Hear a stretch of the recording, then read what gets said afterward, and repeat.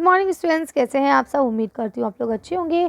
आज आपके पठन अभियान में वर्कशीट नंबर 37 आई है, इसे अच्छे से लेबल कीजिए। पठन अभियान में ये आज आपकी हिंदी की वर्कशीट है, लिख लीजिए, क्लास लिखिए, डेट डालिए, अपना नाम, अपने टीचर का नाम लिख लीजिए। चलिए पढ़ना शुरू करते हैं। नमस्ते प्यारे बच्चों, आशा करते हैं कि आप सभी स्वस्थ होंगे, खुश होंगे। बच्चों, आप सभी ने बहुत सारी कविताएं पढ़ी और सुनी होंगी, लेकिन क्या आपने खुद भी कविता बनाई है? यदि नहीं तो आइए नीचे दी गई एक छोटी सी कहानी द्वारा समझते हैं कि कविता बनाना कितना आसान है। आइए मिलते हैं नन्हे कवि आदित्य से और पढ़ते हैं उसकी कविता।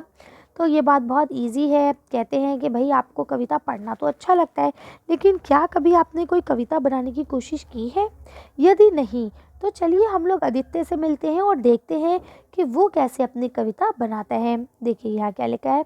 माँ झटपट घर का काम निपटा ले, इसलिए आदित्य अपने छोटे भाई का ध्यान रखने के साथ साथ कुछ पंक्तियाँ गुनगुना रहा है। ठीक है, यानी माँ जल्दी जल्दी काम कर ले, इसलिए वो क्या कर रहा है, अपने छोटे भाई का अच्छे से ख्याल रख रहा है और वो कुछ साथ में गुनगुना रहा है। क्या गुनगुना रहा है?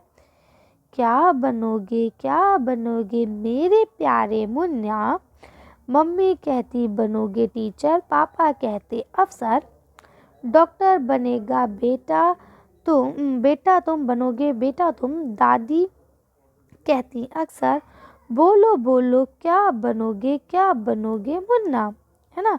तो ये छोटा सा मुन्ना जो है, इसको मम्मी कहती हैं भाई टीचर बनाऊंगी, पापा बोलते हैं नहीं नहीं ये तो अफसर बनेगा, और हमारी दादी माँ कहती है कि तुम तो डॉक्टर बनोगे। है ना।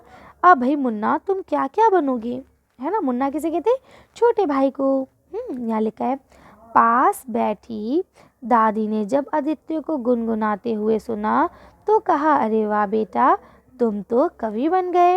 आदित्य ने पूछा, कवि कौन होता है? दादी ने बताया कि जो कविता लिखता है उसे कवि कहते हैं, और जो कविता लिखी है उसे कवित्री कहते हैं। अब अगर कोई लड़का है लिखता है तो उसे कवि कहते हैं, है ना।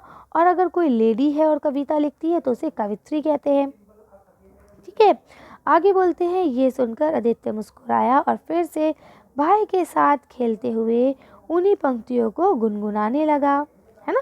तो आया ना मज़ा। अब देखिए यहाँ लिखा है, बच्चों अपनी पाठ्य पुस्तक रिमझिम की सहायता से 2-3 कविताओं के नाम ढूंढकर अपनी कॉपी पे लिखिए।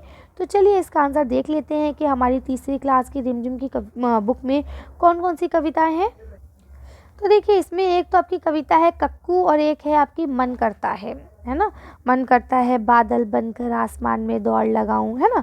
तो ये वाली 2 ही कविताएं मुझे दिखी हैं। अगर आपको लगता है कि कोई और है तो आप उसे भी लिख सकते हैं। वैसे जहाँ तक मेरा ख्याल है 2 ही कविताएं हैं उसमें। ठीक है। अब देखिए यहाँ दूसरा क्वेश्चन लिखा है, आदित्य अपने भाई का ध्यान रखकर अपनी माँ की मदद कर रहा था। आप अपने घर में बड़ों की मदद किस प्रकार करते हो? तो जल्दी से बता दीजिए। तो यहाँ लिखेंगे, मम्मा की मदद करते हैं घर के काम में हाथ बटाकर, है ना। घर के काम में हाथ बटाकर, शैतानी ना कर कर, दीदी की मदद करके, है ना, भैया की मदद करके। तो इस तरह से हम करते हैं। चलिए तो यहाँ देखिए लिखा है, आओ बातचीत करें। तो लिखा है, प्यारे बच्चों साथ दिए गए चित्र को ध्यान से देखिए। आपको क्या लगता है चित्र में दिख रहे व्यक्ति एक दूसरे से क्या बातें कर रहे होंगे? अनुमान लगाकर उनके संवाद को, बातचीत को क्या करना है, ऊंची आवाज़ में बोलना है और अपने अध्यापक को बताना है। चलिए इसका आंसर देखते हैं, वीडियो को फिनिश करते हैं। देखिए आप इसको ऐसे कर सकते हैं कि ये कहेगा, मेरे छाते में आ जाओ नहीं तो तुम भीग जाओगे, है ना। तो ये कहता है, धन्यवाद मेरे दोस्त, तुमने मुझे भीगने से बचा लिया। ठीक है। तो इस तरह से आप कुछ भी लिख सकते हैं, या हो सकता है ये लोग डिस्कशन करते हुए जा रहे हो, वाह कितना सुहाना मौसम है, मज़ा आ गया, है ना। तो ये कह रहा हूँ, हाँ हाँ सही कहते हो दोस्त। या होता है ये कह रहा हूँ, मुझे बारिश बहुत अच्छी लगती है। तो कह रहा हूँ, हाँ मुझे बारिश में पकौड़े खाना बहुत पसंद है ना। तो जो आप चाहें इसे लिख सकते हैं। चलिए तो अच्छी वीडियो का हम ये खत्म करते हैं। अच्छी वर्कशीट में बस इतना ही।